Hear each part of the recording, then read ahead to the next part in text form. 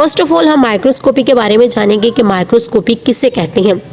The use of microscope is known as microscopy. Microscope के इस्तेमाल को ही हम माइक्रोस्कोपी कहते हैं। जो सबसे पहले माइक्रोस्कोप बनाई गई थी दुनिया में, उसका नाम है कंपाउंड माइक्रोस्कोप।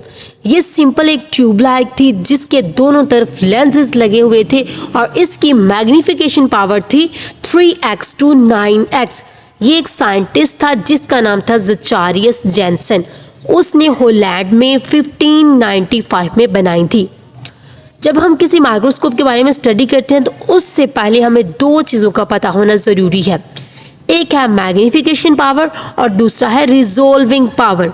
मैग्नीफिकेशन पावर का मतलब है कि अगर हम कोई भी ऑब्जेक्ट माइक्रोस्कोप के नीचे देख रहे हैं तो वो उसको बड़ा करके दिखाए, और रिजॉल्विंग पावर का मतलब है कि कोई भी ऑब्जेक्ट हम माइक्रोस्कोप के नीचे जिसे ऑब्जर्व कर रहे हैं वो उसे क्लियर करके दिखाए। ये दो टर्म्स माइक्रोस्कोप के साथ जुड़ी हुई हैं। अगर हम ह्यूमन नेकेड आई की बात करें तो ह्यूमन नेकेड आई की रिजॉल्विंग पावर होती है 0.1 मिलीमीटर। मीन्स के ह्यूमन नेकेड आई अगर दो ऑब्जेक्ट के दरमियान 0.1 मिलीमीटर का डिस्टेंस हो तो देख सकती है। अगर डिस्टेंस 0.05 मिलीमीटर भी कर दिया जाए तो ह्यूमन आई उसे नहीं देख सकती। अब हम बात करते हैं लाइट माइक्रोस्कोप की।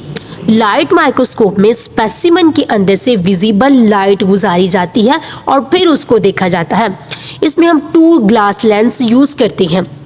एक ग्लास लेंस जो स्पेसिमन होता है उसकी इमेज को बड़ा करके दिखाता है और सेकंड जो लेंस होता है वो उसको मैग्नीफाई करके दिखाता है। यहाँ एक माइक्रोग्राफ की टर्म यूज की गई है। माइक्रोग्राफ किसे कहते हैं? A photograph taken through a microscope. Means कि ऐसा फोटोग्राफ जो माइक्रोस्कोप से पिक क्लिक करे उसको हम कहते हैं माइक्रोग्राफ। अब हम बात करते हैं लाइट माइक्रोस्कोप की मैग्नीफिकेशन और डिसॉल्विंग पावर की।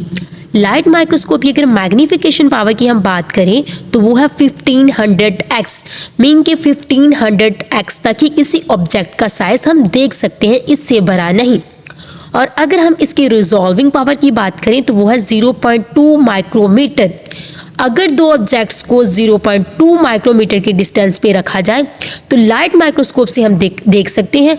अगर 0.2 माइक्रोमीटर से कम डिस्टेंस कर दें तो लाइट माइक्रोस्कोप मीन्स के लाइट माइक्रोस्कोप के ज़रिए हम किसी बैक्टीरिया का साइज मैग्नीफाई तो कर सकते हैं मैनी टाइम्स, लेकिन उसका इंटरनल स्ट्रक्चर हम चेक नहीं कर सकते।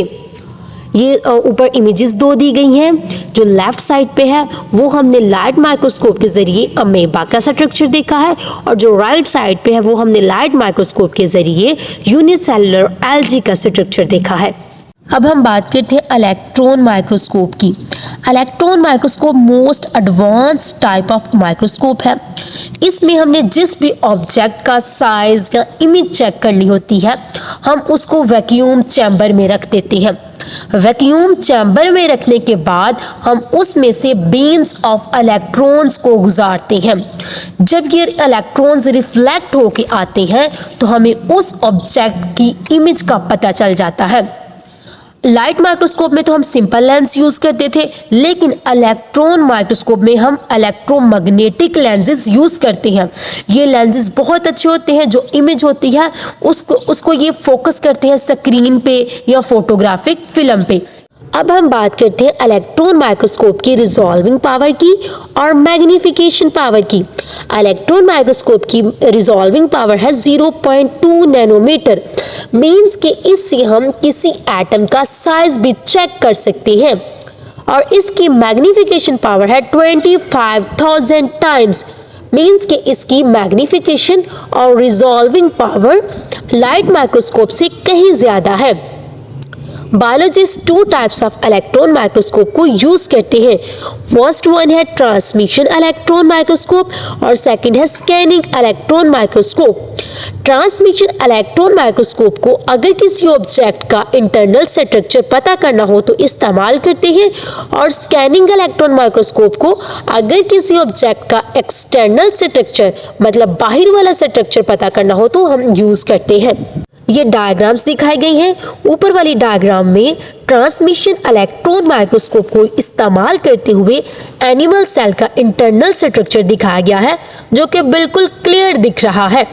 और नीचे वाले डायग्राम में स्कैनिंग इलेक्ट्रॉन माइक्रोस्कोप को इस्तेमाल करते हुए मॉस्किटो जो है उसका हेड और उसकी आई का एक्सटर्नल स्ट्रक्चर दिखाया गया है। उम्मीद करती हूँ कि आपको माइक्रोस्कोप की अच्छे तरीके से समझ आई होगी। काइंडली मेरे चैनल को सब्सक्राइब जरूर कीजिएगा ताकि इस तरह की वीडियोस आप तक पहुँच सके। शुक्रिया।